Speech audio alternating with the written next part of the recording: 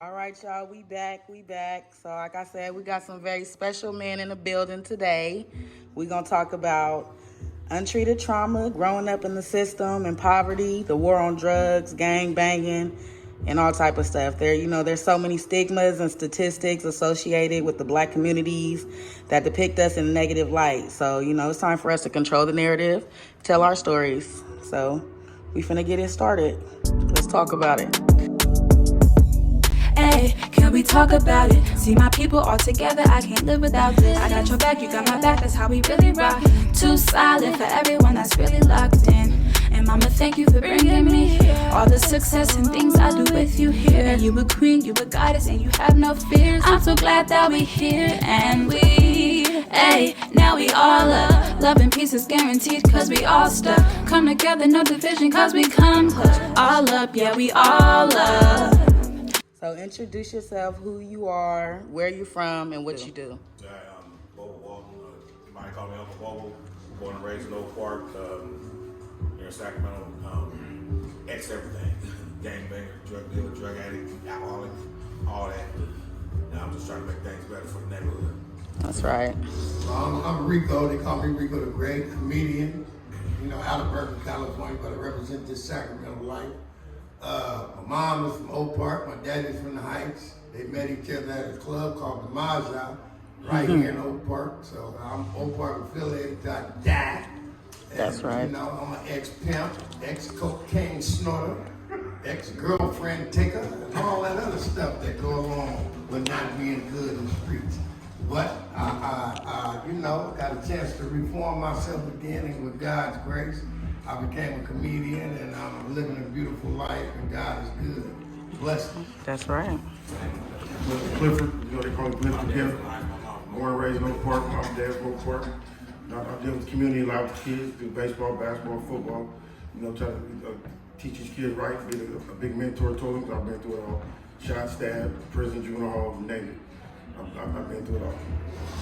My name's Stephen, and everybody calls me Hurricane the poet now. Raised and born in Oak Park, family from Oak Park. Been through a lot in Oak Park.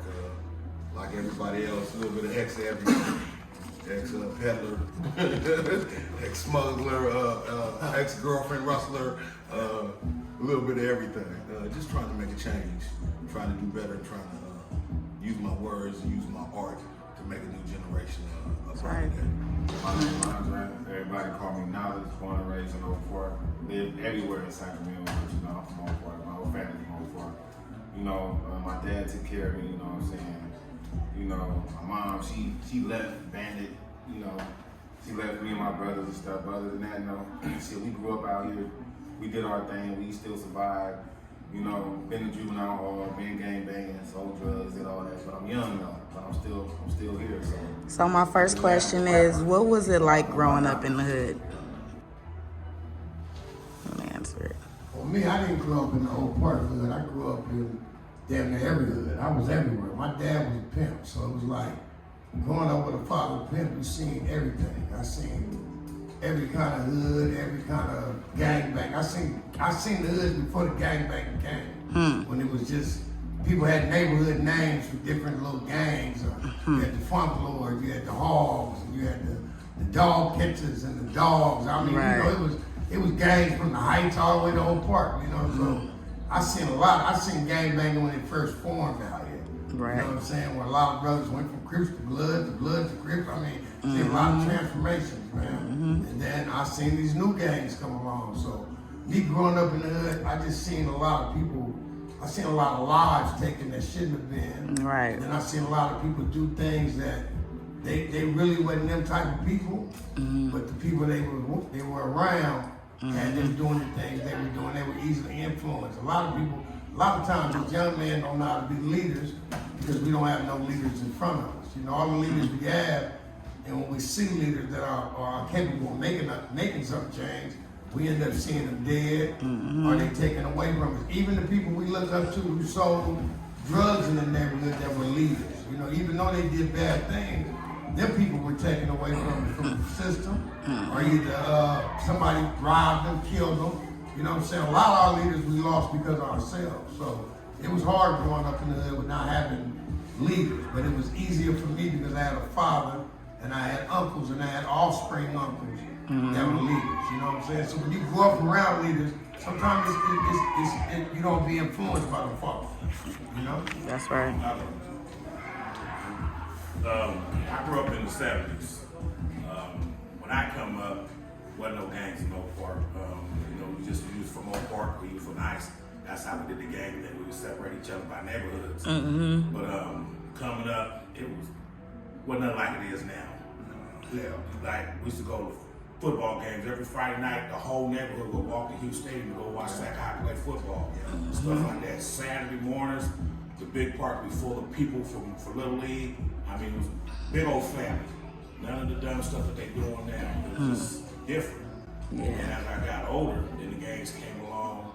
You know, after that in high school, Blood Crip thing started. I was one of the original members of Oak Park Blood Gang. We was fighting back then. We no shooting and stuff. We know who was the baddest nigga on the block. Then we at Wingland downtown. Let's get them up. See you next week, fight again or whatever. You know, it wasn't none of the killing stuff. Right. But it seemed like we went that route, or I did anyway, because Pops died when I was 11, Grandpa died when I was 14, so I was raised by my mom, so all I do is smile and pray for her. I can do what the fuck I want, you know? Right. So I'm out there doing so, like the big homies raised me. And they was doing dirt, so I learned to do dirt. I learned gang bang, learned to sell dope, smoke weed, drinking, 13 years old, you know what I'm saying? Had a baby when I was 16 years old, you know, dropped out of school, the whole get down. Right. And from saying all this was that I ended up being on drugs, got caught selling drugs, to smoke drugs, and went to prison. Now when I went to prison is where I grew up. I got my GED up in there. I learned to trade, you know what I'm saying? I learned gangbang wasn't what it was about because when I was in there, coolest dudes I would mess with was the Crip niggas. You know what I'm saying? We got along real cool. And I'm like, so I learned to judge a man by his own merit stuff, where he from or what color he banging or whatever. And that's what I came from. But at the same time, I call myself being an advocate, but I really dropped the ball on what's going on with these kids because like I coached baseball for 35 years, but I never like, don't do this. All I talked about was be a good ball player. So I need to go this route or that route. You know what I'm saying? So I basically blame our generation for dropping the ball for the way these youngsters is acting now because we could have showed them a different way after we changed. Not all of us changed, but the ones like me that did change, I think we could have did a better job. Right. Okay. Yeah. Growing up in the hood, it's kind of difficult, but it is what it is. Like my mom and dad from out here, so you see the homeless, you see the bums, the crackheads, you see it all. Like me, I was one of the youngest niggas out here that got off the porch first. You know, I went to Skills to the Tahoe, Massachusetts, Kid Cars at Sac. And I started going around all the hoods at a young age, going to NYSP and all stuff. That's why I knew a lot of people. But at the same time, I was gangbanging hard. What comes with it is the death in jail. I went to jail and just shot, lung out, hospital, back, everything. You know what I'm saying? So dope, I did it all. You know what I mean? Like I said, I had my own car at 12. And my kids 16 too. And I think like everybody knows like from the peak, you win it. You fight and shooting with each other. That's the bad part. We fight each other more than fight other niggas. And my generation, we wasn't fighting Crips and shit with blood on blood. Right. Like me, I got shot by blood. You know what I'm saying? It was rough. It was real rough. Like I said, we from that park, you know, like I said, niggas be fighting of us. And that caused a lot of shit too though. Right. I started hooking up the gangs with the Heights, G Parkway, Detroit. I did that by myself. Clifford, McDowell, you know what I'm saying? First, everybody was hating on me, like, Clifford, fuck with me, but in the end, everybody loved it. When you hooking up another gang, So I'm trying to make peace within the hoods by myself. Yes, with the Heights, like I said, Meadowview, Detroit, G Parkway, I had football games, basketball games, all of them. And the real gang band. Period. We never played the Crips. Like I said, we didn't beat with the Crips. Like I said, I did it all, man. Like I said, right now I'm doing football, baseball. I was the youngest dude to coach football and baseball too. Out of everybody. You know what I'm saying? I'm still doing it right now. The second championships. I got my 10-year-old son out there. I coached all my kids. You know, I even coached my daughters in softball. I didn't want to do it, but they made me do it in that first place. Me and Steve Alston. That's right. Rest in peace, Steve. You know what I'm saying? I grew up around all older people, you know, period. That's right. You know, so that's what it is, what it is. Like I said, growing up in the hoods it's kind of hard to learn about. Sometimes it's a good thing for you to know how to speak to people and how to talk to them. Yes. I'm trying to mentor kids and stuff. You tell them what you've been through. That's about it. Growing up in Oak Park was a beautiful thing. My younger years, I was mainly in San Francisco, Children's Hospital for Crippled Children. I spent about my first 13 years there. I had 18 operations. So when I got back to Sacramento, it was about 85. And that was the explosion of the LA invasion, what I call it. Had the cats from LA down here. And other than maybe the pimps, the drug dealers, the people that we looked up to, the neighborhood people. I think everybody made a choice. You know what I mean? After the leaders got killed, after stuff started happening, people either went underground or they started banging. I think banging became everybody's resistance, everybody's fight back. So, growing up in Oak Park, I remember before the gangs, it was a lot of families. You know what I mean? People shared families, people shared moms, people shared dads. That's the beautiful thing about growing up in that time. I think the guns, the drugs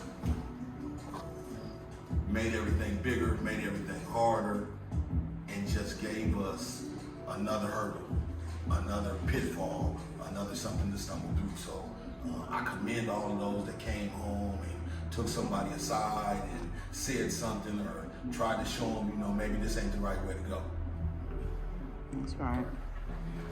I grew up in Oak Park around my dad and all my uncles. They the ones that showed me about they the ones told me and showed me everything, you know, everything. I seen it all, you know, living with my dad, being homeless with my dad, sleeping in the back of the van with my dad, living at Uncle Mo's house on 8th, you know what I'm saying, struggling, just doing hella shit. Like growing up, it was just showing me like, hey, life ain't easy, man. But it don't matter what you got going on, no matter who it is. Like Uncle BoBo, he grew up around my dad. He know he's been watching me since I was little. So he watched me grow up down there. So you know, he watched a lot of people grow up. So it's not just like, you feel me? It's not like, oh yeah, it's this and that. Nah. Everybody grew up in the hood. Everybody had some type of struggle. Everybody had some type of, you know, messed up situation. But it's really up to you to sit there and really ask yourself, is this what you're gonna be for the rest of your life? You really gonna be like this for the rest of your life? And I had to tell myself that. You know, I was gang banging, you know, Oak Park, 4th Avenue, fuck a bitch, you know what I'm saying, all that. But when Rob got killed, you know what I'm saying, that kind of took a toll on me, because I was like, wait a minute, hold on, he young. I don't want to die that young. You know what I'm saying? It's not about being scared. It's about having that mindset already at a young age. Right. You know, once you hear about it, you know, you seen him play basketball with him, went to the community center with him all the time. Did everything with this boy. Juvenile hall activities, everything, fighting him, doing all kinds of shit. Then out of nowhere he dead. Now right there, I was like, nah, okay, let me fall back. Because I know for a fact, my dad and my family, hell nah, they'd tear this world up. If they ever found out I was killed for being shot at and doing all this crazy ass shit, they'd beat me up for doing crazy shit. So I had to hide the gangbanging away from them because I didn't want to get beat up on them. Because they know, love. So like, you know, shit, I didn't want to, you feel me, be like, oh yeah, pop off from this and that. They're going to knock me straight the fuck out. You're like, what? Well, you ain't from nowhere. Excuse my language. But It's hard. So with that being said, do you think gangbanging is a choice? Really? Is joining a gang a choice growing up in the hood? Honestly, because for my generation growing up, I ain't talking about like from the 70s and nothing, because I wasn't alive at that time. Only thing to speak about. From when I was growing up, yeah, it was kind of like a choice. Shit, I mean, either you went to school, you did your thing, became whatever. Some niggas became pimps, some niggas became pimps and gangbanging. Yeah. You know, like when I was growing up, it was a whole lot of pimping and gangbanging. But it was a choice for some niggas though. You know, it was the only thing niggas really had to do. You know, they see old boy right there making money. He broke. He said, "Fuck, let me go over there and go see if I can make some money." All this bar off looking at him. Mama and daddy, they ain't doing nothing but yelling at you, telling you to get out the house. They ain't trying to teach you nothing about nothing else. He don't even want to teach you how to survive on the block. So honestly, it's really at that time it was a choice. But nowadays, nah, it's 2021. Hell no, you better not be thinking about being a gangbanger, man. That shit is over. You know what I'm saying? Like, I learned that from the OGs. They was like, nah, that shit is old. Once they said that shit was old, Right. I was like, okay, then maybe I should follow along. I'm 28. Most people most niggas can't even get to this age, man. Right. So it's a blessing. That's why I said when Rob got killed, that took a toll on me. Because he would have been 30-something years old right now, probably sitting up here talking with us. A lot of people. A lot of legends that died from Oak Park. You know what I'm saying? But other than that, yeah, to me, from when I was growing up, gangbanging was a choice at that time. Either you was a square or a sucker or you was really with the shit. Simple as that. Yeah, I think you brought up a good point. Huey P. Newton said that people learn through observation and participation. And unfortunately or unfortunately, the pimp and the gangbanger is all too helpful with helping you deal with life the way he's dealt with life. I don't think we have enough scientists on the block other than pharmacists. Right. Exactly. Gangbanging, you do have a choice, and some people don't have a choice. If you really grew up in the hood, and everybody that you know from cousins, brothers, sisters, gangbangers, but you always got that one or two that don't have to, it just ain't with it, just ain't built for it. But they'll try it first. It takes you to try to see if it's really you or not. You got ego and pride issues too. You work out what a person thinks. So I never work out what a person thinks. That's why they don't hate. You know what I'm saying? Period. Because people always gonna hate. They'll find a reason to hate. If I really don't like you, I'm from Oak Park, I'm blood, all this stuff. But come on, man, you gotta grow up and you gotta grow. Yeah. Like I said, it's not even real. It's gangbang still, but it's really not gangbang no more. It's cliques. It's all those stuff. They're knocking each other down. It's who got your back. That's how it is now. You know, the person right next to you can hate you the most. Yep. Said you ever go off that stuff. You go through all that in the gangbang life. Yes, and then, yes. And then, you know, your real friend is gonna want you to. I mean, your real friend sometimes gotta be honest, like, man, you ain't built for his brother, cousin. Just step back. Yes. You gotta speak your mind, man. It's like I said, you can't worry about what a person think. That's like being a follower all your life. Because gangbang is being a follower. Yes. We all followers. We've been followers all our life. You gotta make a choice though. You got kids, you got grandkids. You grow. People respect you more when you make changes. Say that again, man. Well, I ain't never been a gangbanger in my life. I grew up around a lot of gangbangers. I grew up in a different environment. I grew up with a father that was a pimp, so that was gangbanging to me. That was the gangbanging that was going on in my house. My father was a pimp, my uncle was a pimp, my auntie was a hoe. So I grew up in a whole different environment. It wasn't no gang. Wasn't even nobody in my family ever in the gang. So I can't never even say I was around gangbang like that. Because I had a couple of cousins on my mama's side that gangbang, but not tough like that. You know, I know a lot more gangbangers than I had my relative-wise. You know what I'm saying? So a lot of my relatives was players, man. But in that life, you still get the same thing. You get death. You get kids taken away. You get women lost in the life. You know what I'm saying? So I seen it all. I seen women get beat. I seen it all. I seen it at a top grade. Put it like that. Wasn't no low budget pimping going on around me. I was around some real international pimping. So my whole lifestyle was different. I wasn't no gangbang. Wasn't nobody coming around me cuz of blood. None of that. I seen that when I came out. And I come to Oak Park. I go to Meadowview. I go, different places. So it was different for me. Plus I'm from the Bay. So the gangbanging was real different. We didn't have no gangbanging out there. You know what I'm saying? And I knew I didn't want to sell dope the minute I seen a nigga put the dope in his ass when the police came. I said, oh, no, this ain't for me. I'd rather walk the street than have a car. I got to put dope in my ass. I seen niggas shove dope in his ass and the police coming. Whoop! I said, oh, no, this ain't job for me. I'll go shit faster. That's right. The question was, is it a choice being gangbanger? And well, for me personally, it was because after my dad died, staying with my grandparents, I didn't want a need for anything. We had it all.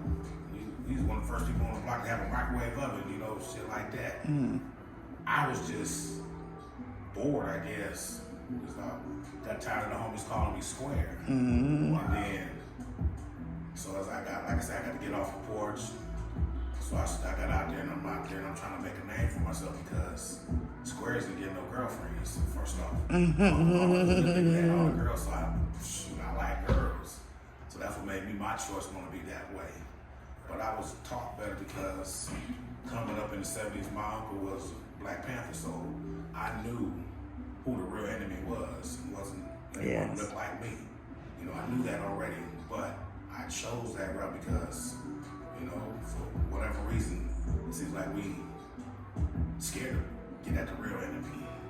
You know, we'd rather kill somebody that look like us than who our real enemy is. And I'm not gonna put it out there and say whatever. We know what we're talking about. You know what I'm saying? They get away with murder. You know, beat this up and all that. That's right. You shit. You know what I'm saying? But let a nigga from another side of town look at you cross-eyed, you want to shoot him and shit. We need to learn who our real enemy is. And, yeah. You know, definitely. I hope somebody really hears this. You know, because another black man is not my enemy. Unless he do something to me personally or my family, and then he gonna have a fucking problem. Right. But, yeah, it was a choice for me to be a gangbanger. And then, like I said, as far as school, I was smart. I got good grades. I played ball. You know what I'm saying? I was a great athlete, but trying to be hard, I beat the coach up and ended my sports career. You know. So it's hard to pinpoint why you want to go. Everybody got a different reason for going that route. That was mine. Cause I wanted girls. Simple as that. I'll elaborate on that. No, go ahead. About us. See, one thing about young black males, the reason that they kill each other is because when you look at something that you don't like yourself, how you gonna like the reflection of yourself? So if you see a reflection of yourself, how you gonna like it? You feel me? When you see something, you look in the mirror, you don't like who you are, and then you look and see a brother the same, look just like you, the same color, come from the same place you come from. How you gonna like him when you don't like who you are? It's a demon in you. Yeah. So it's hard when a brother don't like himself and don't know where he comes from. It's easy to kill something that look like you because you're killing yourself every day. Okay. You feel me? So that make it easy for these young males to kill and do the things they do. And another reason is they don't have God no more. Ain't nobody telling them when they leave the house, God is watching you. I might not have went to church every Sunday, but I knew God was watching me just from my mama. Women don't even quote the Bible to their kids no more when they leave out the house. Spoil the child, spare the rod, spoil the child. I don't hear that no more. You know what I'm saying? I hear spank, but I don't hear whoop that ass. You know what I'm saying? I don't hear mothers telling kids, God love you and let me give you a hug, let me kiss you. It ain't no tenderness, you know what I'm saying? And it's said in the Bible between the legs of Israelite women will become demons. And the reason they become demons is because they get further and further away from God. And that's what's happening right now. There's no God in these little kids. And then what's happening, the spirit of death is taking over them. And then when they get in jail, that spirit leaves and then they become who they is. Kids again. You know what I'm saying? Right. It's a spiritual thing, man, that's making these kids run around here and be the way they is. The spirit is out deep because ain't nobody trying to conquer that spirit. Church can't do it because we finding out so many funny things about the church. We're looking at the preacher in a different sight. We see the people in the church ain't being real. We know people in church that ain't real at all. Still more coke dope than anybody in the world. But tell you about yourself. Right. You know what I'm saying? We need to get deep into this Bible and deep into who we are as a people. We are the true children of Israel, God's lost sheep, man. And if we don't come back to his lights and his disciplines, we're gonna stay in this position we're in. Black people need to get back to reading that Bible and stop saying it for white people. It come from Africa, so how can it come for white people? It come from Africa, so how can it come from white people? The plates and the poison, everything we're going through today. Read Deuteronomy. It told you we become a proverb and a byverb. And that's where we came. Afro-Americans, African-Americans, black. All these proverbs and bywords, but never who we truly are. And that's the true children of Israel, the tribe of Judah, the tribe that God made ahead of all tribes. Because everything we do, they do. Yeah. We wear our hats to the back, they wear their hats to the back. Need to read your Bible, man. These young men need to get more into God and start opening up their spirit. That's what's wrong with them right now. Spiritually, they're unhappy. So that's why they're able to kill and have destruction towards their fellow people. That's right. And you said something about men don't like what they see in the mirror, basically, their selves. So where do you think that comes from? That comes from self-hatred. That comes from not being spiritually happy. A lot of our males are happy on the outside. You see them with the nice belt, the nice clothes, and all that stuff. but spiritually they're not happy. That's why they're on so much drugs. That's why they get high all the time. That's why they come out with that anger in their body. They got everything somebody would want, but their spirit not happy. But now you can see a bum on the street, and he's spiritually happy. Yes. He happy as hell. He's happy to see you. He happy to wake up that morning. Yes. You know what I'm saying? But see, when you're not spiritually happy, all the material things don't mean nothing. That's why you got these people who have all this money kill themselves. Like, damn, he had all that money, why would he kill himself? Because his spirit wasn't happy. You feel me? Money don't make you happy. Your spirit is what you take with you when you leave this earth. Your spirit is what you leave on earth. And if your spirit wasn't happy, people ain't gonna bring you up when they talk. So your spirit gonna forever be lonely. You know what I'm saying? If your spirit was happy on earth, it's gonna be happy in the afterlife. You know what I'm saying? So a lot of these young brothers don't understand. They're not spiritually happy, so they gotta go to dark places. I did. I went to drugs. I went to running the streets. I went to doing shit I never thought in my life I'd do. Because I wasn't spiritually happy. And once I got that darkness up out of me, and I was able to be happy, I was able to open up other gifts that I have. That's the only reason I became a comedian, because I became spiritually happy. Yes. And it takes time. It ain't nothing that happened overnight. You don't go to church and wake up the next day and now you spiritually happy. That shit take time. Yes. It take time and discipline. It take time in loving yourself, getting to know that you could be your own best friend, that you your own happiness. Anybody that come in your life can make you happy, but they can't make you happy. Yes. If you ain't happy already, then you fucked off. Don't come around me with the fucked up spirit, because it ain't gonna last. It ain't gonna last too long with me. I'm not gonna allow you around me with your spirit fucked up. I don't give a fuck if you're my kid, my dog. If you bark too much, get your unspiritual ass away from me. I don't want nothing with no wicked spirit. I'm in the 4th quarter of my life. I already lived the 3rd quarter and the 2nd quarter and the 1st quarter. Fucked up, unhappy, didn't know who I was. I found out who I am. I am spiritually happy. I don't even want no woman fine and ain't got no spirit inside of her. If you ain't spiritually happy woman, don't lay with me, because it's a dead end lay. I'm gonna tell you that right now. Once I find out your spirit ain't happy, I'm away from you completely. I don't give a fuck how fine, how much money you got, what house you live in. If your spirit ain't happy, believe me, my spirit gonna find out and we out.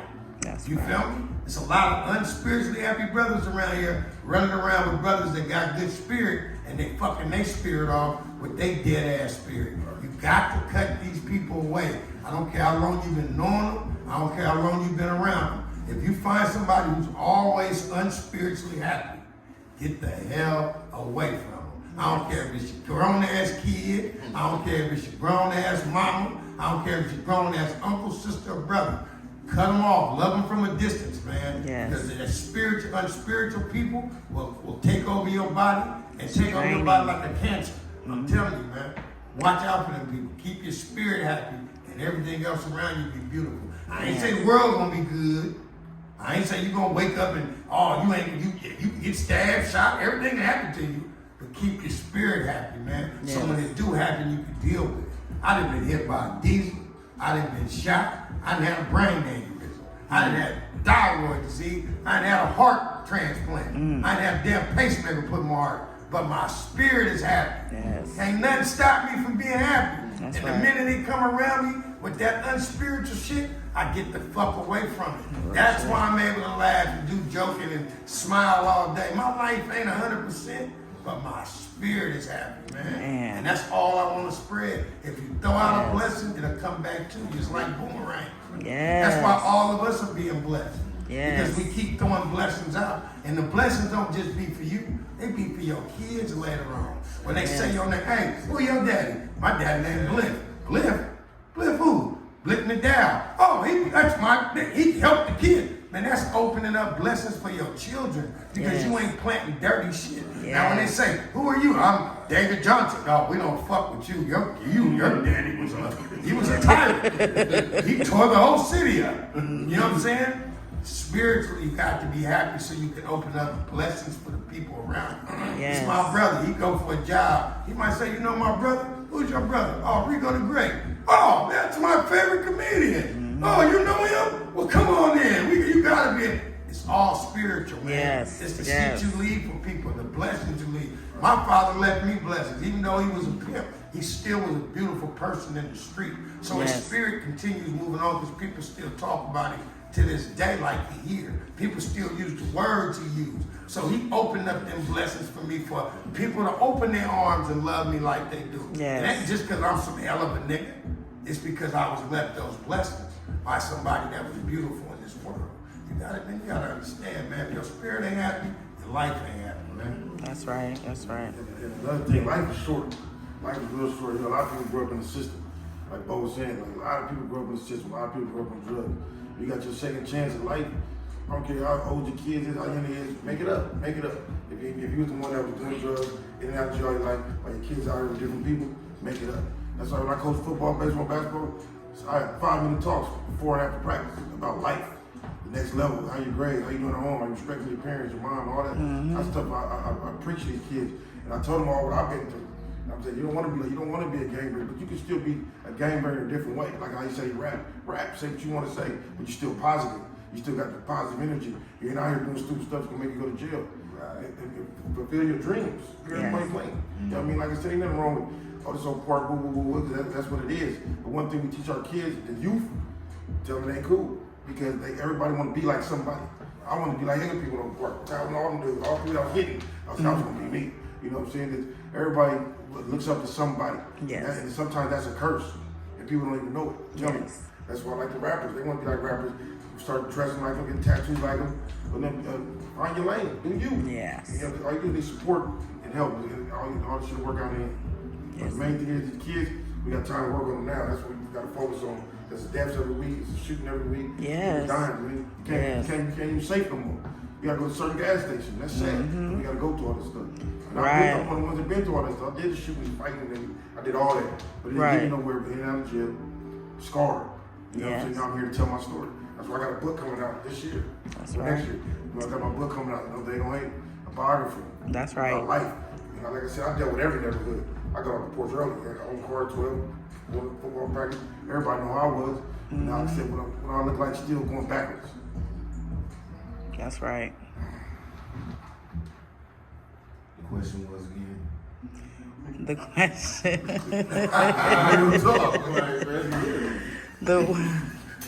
They went through a lot up here, man. Yeah, man. It's a lot to feed off of. I'm spiritually battling and all kinds of stuff in my inside. You know what I'm saying? My question, well, I got life, man. You know what I mean? It was back to what she was saying about how black people feel about something. I forgot what she said to Ricco. We're talking about feel about like he said that we hate ourselves. You know, if you hate yourself, we're gonna hate the person we see, you know. So basically, and I do have another question I wanted to ask. Go ahead. Do we fear the police more than we feel another black man, another gang? And why is that? The stomping of the baby. Let's talk about it. In slavery, they used to cut the slave woman's baby out. And the baby would drop, and they would stomp the baby in front of everybody. And they say that we pass down everything in our genes. So maybe we pass down that trauma. Oh, we definitely. For the overseer.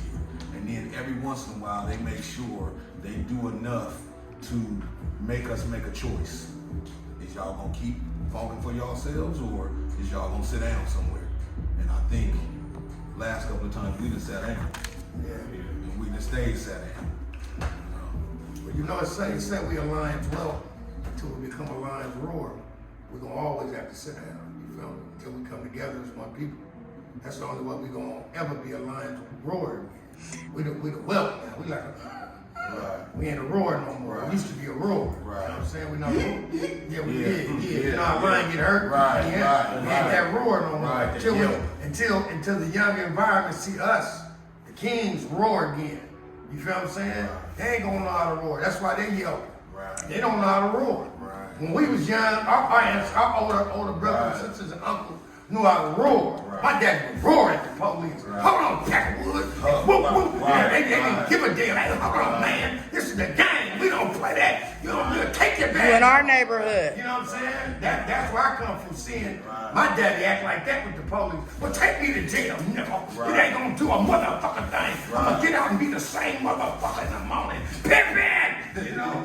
I seen my daddy go to jail like that. And I'm like, right. he didn't I give a seen fuck. him in jail He like wasn't that. scared at all. Right. You don't be scared of these peckerwoods. All they got is handcuffs and guns, man. Right. They can get recreation if they didn't have. I seen men act like that towards the police. Right. You feel me? Right. I'm talking about personally. Personally. Where it made me not, when they rolled up on me the first time, hold on, man. Right. I don't understand why you're messing with me Right. when you in the right. Right. A natural reaction. A natural reaction. And then as time went on, after the king beating and all the other stuff, Right. and the getaways with all the stuff, right. and then having my own situations with them, where they can pull me over and pump me. Right. You know what I'm saying? They made me pull my pants down and everything. I ain't never sold dope a day in my life. So, them type of situations put you in fear.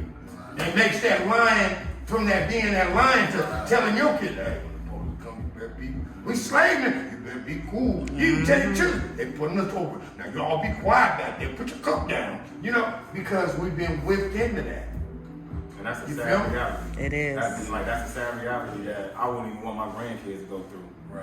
You know what I'm saying? It's Like, generational trauma. it's generational. It's generational trauma. That's why it's so visible. Right. Exactly what they do. Right. Because most of us remember Yes. the ones that we went to school with. And that's why they became police. Continual people back then. I know one. They wasn't cool. They wasn't with nobody. Didn't nobody like them. And they became the police so they could have some power to make you do something because they couldn't when they was growing up. Right. They wasn't at the cool kid table. I know one of them right now in Sacramento County Jail. His name is, I think his last name is Garcia. I went to high school with him. When he seen me, I just looked at him. I didn't even say nothing to him. I said, oh, wow. So all that shit that you was talking to black people, it finally comes to show. Now look at you. You got a sheriff uniform up in the badge, checking me, checking out everything. And he laughing. I'm like, for real. Like, it really goes to show what your parents was teaching you. You know what I'm saying? Like, that's why I say when police officers do all that, man, they do all that because they know that black people ain't gonna do nothing because of what we believe of what they can do to us. Fear, right? Fear. So when you put fear in somebody, what is fear? What you gonna put inside of them? What you gonna show them that, okay, we're gonna beat this nigga on TV, anybody else watch this, they gonna be scared. So that way we can- It's even in the movies though. Yeah, we see it in the They movies. psychological movements Yes. in the movies, Thank the you. TV shows, the videos. You know what I'm saying? All this is psychological warfare against us, man. talk. They don't use physical warfare no more. They use mental warfare. So if they can mentally beat us, they can destroy us. You know what I'm saying? They're destroying us with the videos, the music they allow. They allow these young brothers to get on songs and talk about that. Murderers. Talking like, about They killing talk them. about murdering I daddies. just killed your Not, I partner. just killed your partner and switched him in the joint. Oh my God. What kind of mentality would that give a kid, man? Man. We grew up to run DMC. I grew up to fight the power. The big gang came. I grew up to niggas who told you not to do coke because you'll be a fool. I got my father OGs, X-Clan. Yeah. Come on, man. I go further than that. I go back to the realness, man. When niggas was rapping about uplifting of black people. We went to school happy. Right. These kids going to school like this.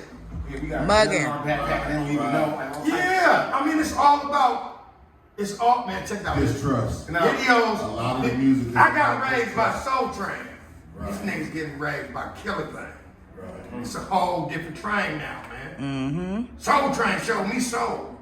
Yeah, made me want to dance. Right. This Wow. shit they listening to make you want to kill.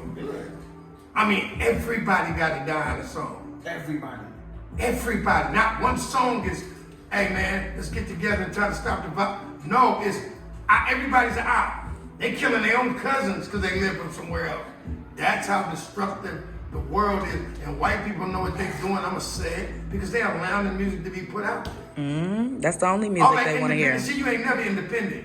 White folks run this world. You can think you an independent label. And they do the most crimes. You go to Come jail, on, man. white boys, you beat. I think that's They do the most unfortunate crimes. though. I think they run this hemisphere. I don't think they run this come world. on. They run the hemisphere. But they run what goes on in the world. I think so too. Okay. They run what goes on in the world. God is the world. But they run what's going on in this world. Why you think the gay and lesbian population is so fat, so rapid? That spirit was let out the closet. Remember that spirit used to be in the closet?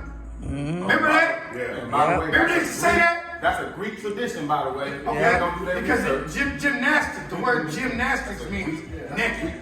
Gymnastics means naked. That's where they get the wrestling from. They wrestle naked. They make love to each other before they went to war. Once again, a Greek tradition. Greek and Roman tradition. Greek and Roman culture. And that comes That's from not the, a black that African comes now from the about Catholic Church, man. And what they wanted to do, but we ain't gonna get into all that. Yeah. We gonna get into all this. That's deeper than deep. Okay. That goes so deep. Because you know we come from a tribe called the Yaya tribe, the Negro tribe, out of Portugal. They had a tribe called the Yaya tribe. The Yaya tribe, the Negro tribe. We are Negroes. When we came here, we were Negro slaves. Yep. Negro Israelite slaves at that. That's what they called us when we got here. All that other shit came in effect later on. And that's Change the just narrative. real. They changed the They narrative. changed the name. If you go back and look at your artifacts, if you go to South Carolina where they brought a lot of slaves, they got a place called Little Israel, where they brought in black Israelite slaves. Check your history. Only 3 tribes came here. That's the tribe of Judah, the Benjamites, and the damn Levites. Those are the 3 tribes that came here. Well, no Africans, it was Negroes. Look in your Bible dictionary that the white folks wrote. They'll tell you, we are the seeds of Shem. Africans are the seeds of Ham. We all from Africa, but we come from 2 different breeds of life. That's why you don't see any Africans living in our neighborhoods. Okay. Real life, man. I won't go too Yeah, far. you Yeah, What do we do I to go breed deep out in that this fear? shit. Huh? What do we do to breed out that fear? Just don't, honestly, Yes. it's What do we do to breed out that fear? Put it like this. Everybody done been through, Give 'em a mic. black people done been through the most craziest, the craziest shit in the world, right? So eventually one day it's gonna have to stop. It's just like he said, it takes time. Ain't nobody gonna just come out of fear overnight. Probably not even a year. Probably not even 100 years, because it's so much, that's being presented to us, which is, that's making us fall back, and keeping us in fear. And honestly, it probably take us a long time to get out of it, because black people, we are so vulnerable and so just easy just to believe anything. Brainwashed. That, brainwashed that these people just, believe and say and throw out there. So that's why a lot of us be, all over the place with this and with that and with that and with this. But that's why everybody's still being feared, because they all mixed up in the same place. If everybody was to just be like, okay, wait a minute. He went through this, he went through that, he went through this. Why don't we all just come up with one solution just to, get away from all that and then present that to the culture so that way they can get away from it too. Fear is brought on by people that is unnatural. When you have an unnatural, substance on this earth, you're gonna fear that and be like, wait a minute, hold on. We already had our way of life. We was already doing shit before these people even came here. So this by us watching them do what they was doing to us, that put us in fear, because we didn't want to, be a part of that just yet, because we was already comfortable doing what we doing. So we got forced into being into fear. So when you get forced into being into fear, it's gonna take a long time to come out of it. No matter if you could do all this, whatever. It's not, I mean, I ain't saying it like to be like that, but we've been in it, we've been caught up in it so long, and it's still happening, like every day. Like we go outside right now. We don't know what's gonna happen. We fear. We get behind the police. Oh, we finna probably get pulled over because my tags is through this and that. Well, that comes from generations of our parents and us teaching us that fear. Yep. We teach our kids that fear. You better not do this when the police come. Right. You better woo-woo. We teach even our young black men, we teach them how to fear white people. You feel what I'm saying? But we don't teach them how to love other people, our people. Or each other, exactly. You know what I'm saying? We Yes, don't come on. teach us how Speak to love on it. us. But we teach each other how to fear other people. Fear them niggas from over there, because they ain't from over here. Them niggas ain't cool, they from over there. You can't play with him no more, he from over here. You know what I'm saying? I don't want you around that little boy, because he from over there. His mom and them from there. We teaching our kids how to have a mentality to separate from each other. You know what I'm saying? Yes. So it ain't the same as when we was kids. We was bust in with white kids. We learned how to play with white kids. We learned how to play with each other. We speak to them. But we learned how to love each other, because it was that kind of love amongst us. And once that love was gone, now it's the fear of each other now. Now I fear a nigga walking up to me saying what's up to me. Hey Ricco, what's up? I'm looking like, hey, I don't know this nigga. What's up with what? But you know what's up? But you know, that's how much fear it is. That's how much. Is he coming to me for something I did years ago, or do I know you, or did somebody I know did something to you and you trying to take it out on me to hurt them? That's how much fear we in. And that's in the music. You feel me? And that comes from the music. I was scared of young kids. Yes. As soon as a nigga say he rap, I move away from him. Because I'm scared of rappers now. Because of what be happening to the rappers. Right. His eye might If you be ain't rapping, if you ain't rapping about Jesus, I'm not in your video. I'm sorry. You throwing up Red Clan, Cherry Clan, all that. I'm cool, bro. I'm too old. I'm too old to take the backlash that comes from that. I go too many places with my mom and my kids. Right. I like being with my grandchild. I don't want to go nowhere my grandchild have to pick him up and run. Right. Because these niggas want me because I'm in the video doing this because some niggas. I took a picture with the wrong I person. took a picture with the wrong person. Not even knowing. Niggas be like, man, take a picture with me, Rick. And I be looking at him like, You sure about that? yeah, man. And I'm a nigga that do comedy. I don't have nothing against nobody. I have no quarrel with no man on this earth. It's sad. And that's why I walk with a happy spirit. Because I have no quarrel with nobody. I don't, even if you did something to me, I don't give a damn. Yes. I ain't got no problem with you. You got a problem with me. That So part. I don't have to come in the room and go like this when I see you. Right. I'm going to let you do that. I'm going to keep my spirit at. Right. You're going to see me bouncing around happy as fuck. You're going to be like, this shit don't even care. I don't care, man. You've been doing this shit for years. My armor is not chipped anymore. You can't chip my armor with the bullshit. Only way you can hurt me is hurt my mom and my kids. That's the only thing that can hurt me. Other than that, you can't hurt me, you can't disappoint me no more. Because I know you're human. I don't look for you for upliftment. I got a spirit that's higher than that, man. And once you get that spirit that's higher than that, the upliftment comes from being up, being able to wake up, being able to talk. It's a motherfucker who went to sleep that didn't wake up this morning. And I'm up and I'm like this. Nah, man, my spirit too happy to be like that, man. I don't give a fuck if I just had $50 in my pocket. I got $50. I got $50. Spiritually happy, man. Because you know that 50 gonna turn into 50 million one day. If it don't turn into 50 million in money, it'll turn into 50 million in blessings. Yes. You feel what I'm saying? And blessings is way better than money, but you can't buy blessings. You can't buy blessings. They just come. And until we understand what blessings are, we're gonna all be like we are. The little blessings mean so much. Hey, look, I get to see Clifford today. I get to see you, I get to see knowledge. I get to see Scott, I get to see my brother here. That's a blessing. That's a little blessing. The big blessing is that we all came together. You feel me? And the bigger blessing would be if somebody hear this and they change their lives. Yes. Come on, so we all plant blessings. We all farmers, man. Plant your blessings and watch them grow. You feel me? Some of these niggas is planting the wrong things. That's why they dealing with the wrong shit, right? Yes. You wonder why, that nigga dealing with all that? Because he planting the wrong shit. Yes. Yes. You got to deal with that garden when you plant that shit. I know, because I planted the wrong shit before. I was a bad farmer. I dealt with them bruises. I dealt with them nights up all night. Because I'm farming for the wrong reasons. But once you use your wisdom to do something positive, and you making people laugh and people feel good around you, they happy when they see you. That's blessings, man. That's all I can give is a blessing, man. I can't give nothing. I ain't want to give nigga no money. I want to give you nothing else but some blessings. That's right. Take these blessings and live off of them. Because they last longer, man. They last longer than material shit. And that's what brothers don't understand. When we get to the point where we start understanding who we are and where we come from as a people and what we contribute to this world, then we'll understand as a people that we love each other. I know what we contribute. I know we're special people amongst people. Look at what we do. We're beaching people that were slaves. And we made everything. From the street light to the first open heart surgery. Yes. Come on. Plasma in the blood. The bag they used to put the plasma in. The phone. The astronaut suit. These are slaves. Yes. The light.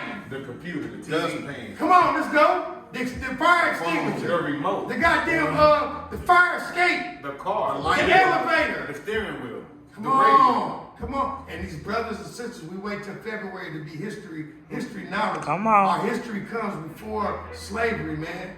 Yes. Way before slavery. Yes. Way before slavery. Speak Don't let on them it. teach you that. They're trying to take out the books right now. Yes. About how they treated us during them times. They want to take that away from the books. But they want to teach you about homosexuality.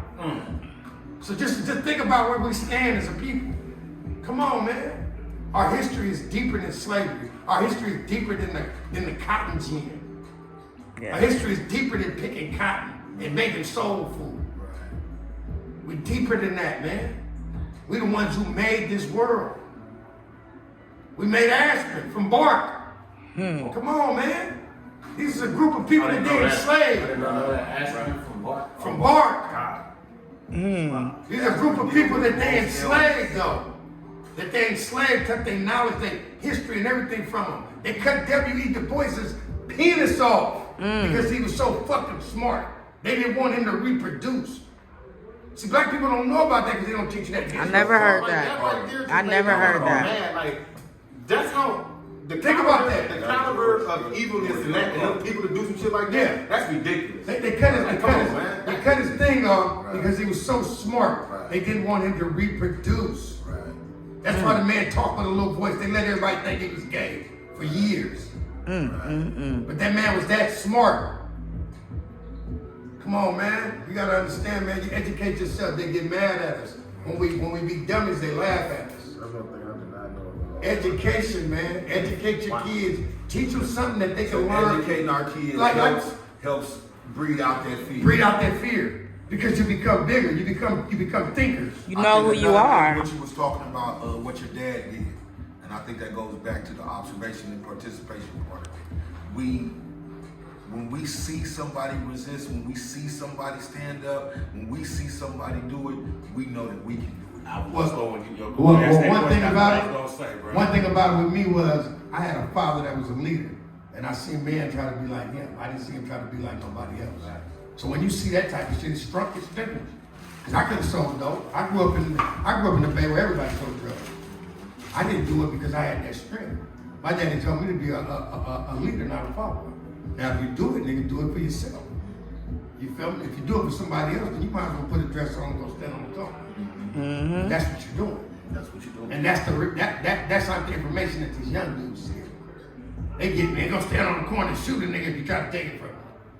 That's the information they get. They ain't getting no game, they getting games. It's different. They getting games. They getting the S at the end. We got game when we was young. Nigga give you some wisdom, like, hey man, you keep running across that street, something gonna hit you, man. They hearing, keep running, nigga. You dodging that car. You feel what I'm saying? It's a difference, man. They playing games with the car. We not a game. They crossing that cross. Right. Man. That's the game. So you don't play no games with these people. They playing games with the police. They ride around with the seatbelt in their back with a gun on them and pallet and weed, and then they get pulled over. Why you fucking with me? Because you're playing games with the police. I know a nigga right now. Nah, but you playing games with the people, man. You in the game. Why are you playing games? It's like you want them to pull. Why do you have 3 pounds of weed and you're 15 Right. smoking, 4 people in the and car. 4 niggas in the car, and now you wonder why they're pulling you over because you're playing games with the gang. Stop playing. Playing around. Stop playing games with the gang. And another thing, you out-of-pocket niggas, out-of-pocket shit happen to out-of-pocket people, man. If you ain't a gangster, stop hanging with gangsters. Stop being around them people, man. Stop being around gangbangers if you ain't a gangbanger. Then a gangbang situation come afoot and you run, and now these gangbangers want to whoop your ass. Yep. Stop hanging with niggas because it look cool. It's cool to say no sometimes, man. Right. It's cool. It's hip to say no. It's cool to be It's you. hip, it's hip to tell a nigga, nah, I don't want no weed. Right. Nah, I don't want to do no cool. coke. I'm cool. They respect you more. Niggas respect you. Now I grew up where everybody did everything. I just played basketball. I ain't do shit, bro. I don't lie about my life. My dad knew was pimp, do all that shit. I did that shit old. As a kid, young, I didn't want to do nothing but play basketball. I didn't want to sell dope. I didn't want to be like them niggas. Because they seen I didn't want to be like that, they didn't allow it. Like, oh, you can't sell no dope. Go hoop, nigga. That's the kind of love you get when they see that you're trying to do something right. Real niggas. Not these fake niggas, oh, you gonna play basketball? Nigga gonna sell dope. No, that's not real men. Real men gonna tell you that's what you wanna do it, man. Stick at it. You know what I'm saying? My daddy had a quote, you drop your books, you lose your lesson.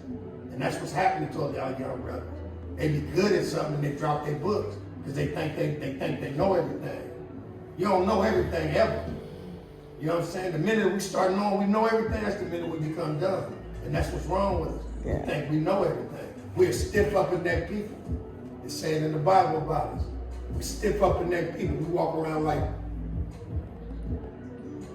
we paying for the sins of our fathers. Looking down on people. We pay for the sins of our fathers. And you got to read that Bible to know the sins that your fathers did. And that's what we're paying for right now. That's why we live like we live. They tell you to do the right, we become a proverb, a byword. And what else? Live in astonishment. You know what astonishment is? You ever been to a real ghetto? And you ever seen some people living in New York in a ghetto? You be like, damn, I'm living like this? That's astonishment. Poverty. Real poverty. Read Proverbs, man. Read Proverbs every day. That's why it's 31 of them. You get wisdom from that. Brothers don't get that kind of wisdom, man. They don't know. They don't understand. Until we get wisdom in our bodies and get the knowledge in our heads, our young men gonna run around and killing each other, man. It's just the way it is, bro. You can't stop it if we don't get no wisdom. Ain't nobody smart. Niggas think they smart. But you can't be smart without knowledge. And you can't be smart without getting wisdom. And you can't be smart without being chastised. We was chastised, ass whooped, beat up, left for dead type shit when you fucked up. My uncle was in the wheelchair still shocking me in my chest. Oh, man. I playing in the wheelchair. Come here. I love what we was just going through and talking about everything. But I want to get back to, you know, the hood thing here. And this here is personal. It hurts me to say this stuff. For me, why I changed my life and really wanted to be a counselor, because I'm a counselor now. You know, gang intervention counselor. I went to school for it, and one of the reasons why I changed and wanted to do these things is my nephew, just like a son to me, was murdered. And he was murdered in a home invasion. He was a big time E-pill dealer in Sacramento, one of the biggest dealers in Sacramento for us selling E-pills. The nigga that robbed him was supposed to be his best partner. My part in it is like, when I was in my early 20s, he was about maybe 7, 8 years old. And I just can't say I didn't know him better, but I showed him how to bag weed. You know what I'm saying? How to hustle. I think I'm teaching him something, you know, get to survive and be, you know, make it through this world. Showed him how to bag weed, told him how to sell weed at 8 years old. I took him on burglaries with me and shit like that. You know what I'm saying? Boy grew up to be a cold hustler, but the thing was, he was one of the best athletes that ever come out of Sacramento. You know, basketball, football, whatever it is, he was number one.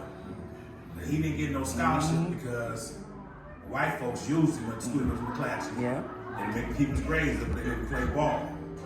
So he didn't get no scholarship. He went into a deep depression. And then he started selling drugs. You know, and now my mindset is different now. He's grown. I'm like, look, you don't need to do that. We can go to city. You know, you go to city, play ball city. And then you go to university. And what he did was he pulled out a big old amount of money like this. And like, I need to go to school for. I got 20 years Dayton's on my car. You know what I'm saying? That's back when that shit was $3,000, $4,000, you know what I'm saying? You got pocket said, I'm not going back to school. But every day I'm on him every day. Like I said, my mindset is changing. I'm on him. But the bigger he got, the more he wouldn't listen to me. Until they did an invasion on him and killed my baby. You know what I'm saying? And that changed me. Like, I would never, ever try to let someone else go that path again. You know what I'm saying? That hurt my heart so because he was like my son. People that grew up with him didn't even know that he wasn't my son, that he was just my nephew. You know, he's not his dad. I'm like, no, that's my nephew. But that's how close we were. So I know that kind of pain, and I never want nobody for that pain to losing theirs behind the street shit. You know what I'm saying? Yes. So my thing right now is when anybody seeing this, my name is Uncle BoBo. You see me in the neighborhood around the big park. I drive all over the city. You ever see me, you know somebody who needs some help, kids or boys, whatever, get at me. I'm always here for the help. And I got another question, you know, since you spoke on that. Have any of you guys experienced trauma personally? And how do you as a black man cope with it? Well, when I cope with problems, I learned that sometimes it's good to get along, man, by yourself and just give God a breather. You know what I'm saying? Let him know what's going on. See if you can come up with something. Sometimes every day I feel like a man should let his brain take a shit and get some of the shit off his mind that's going on in the day. Because a lot of times we have shit on our mind that we can't control. And we trying to control and make everybody else's life better instead of trying to make ours better. So once you get yourself together, you can get everything around you together. That's one thing we got to learn. We got to get ourselves together spiritually before we can start helping other people spiritually. You know what I'm saying? So if your spirit ain't in the right mood, in the right place, man, you got to sometimes sit by yourself and think about what you've been through and where you at right now. You know what I'm saying? Think about the blessings that are coming to your way and think about the blessings you got already. You got to remember the days when you didn't have and think about the days that you do have, you know, and move forward, man. Stop thinking back to what you had. Stop being bitter about that. That's over with. That was already written. It's a new chapter being written.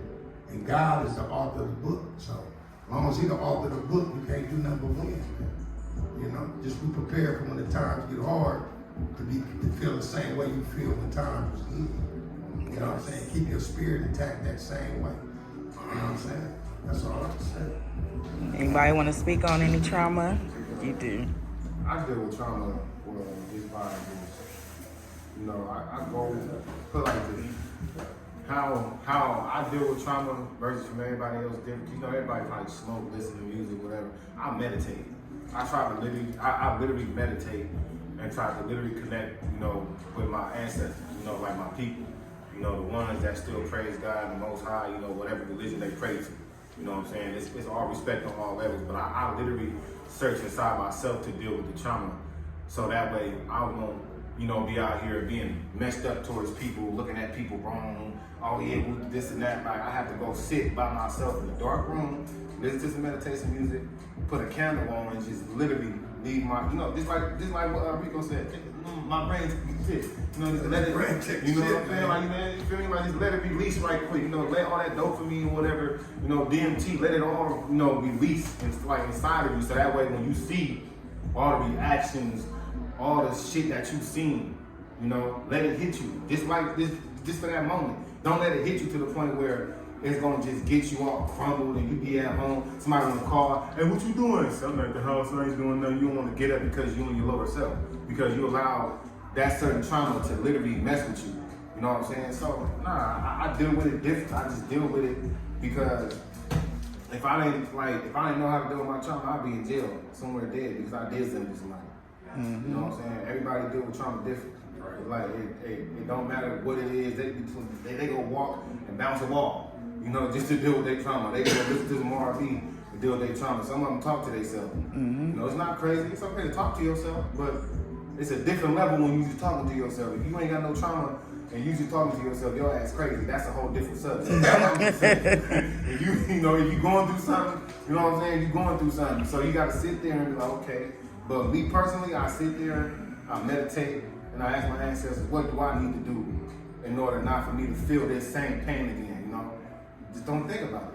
You know, you can think about it, but then don't think about it because at the end of the day, it still won't bother you. Like, why is you letting this bother you so much? Why do you think about it? Because you don't want to think about nothing else because you want to think about this. So you want yourself to be stuck in that vibration so you can keep on vibrating, and when you go around people, you start spilling off your energy. Like, man, nobody want to hear that. Like, people, just like you said, your spirit is alive, bro. We ain't worried about you. If you can't handle yourself, if you can't handle your spirit, you a spirit already. If you can't handle yourself being a spirit, something's wrong with you. I'm gonna end right there. Ricco, he right about that. You can't handle your spirit, something is wrong with you. Something's wrong with you. It's it's the most powerful thing anybody could possess while being alive. And if you can't handle that, I don't even know. Shit, Yahweh ain't gonna deal with you. He gonna be like, I tried it. I tried it, but you know, all right. That's a very, very good point. I think mine is adversarial. Once I can see something is adversarial, meaning it's coming against me, then I can see that it's the system that we all live in that pits that against me, whether it be a cousin or a friend or a foe. You know what I mean? A lot of times we're put in situations, most of the time we're put in situations where it's an adversarial type of endeavor that we're going through.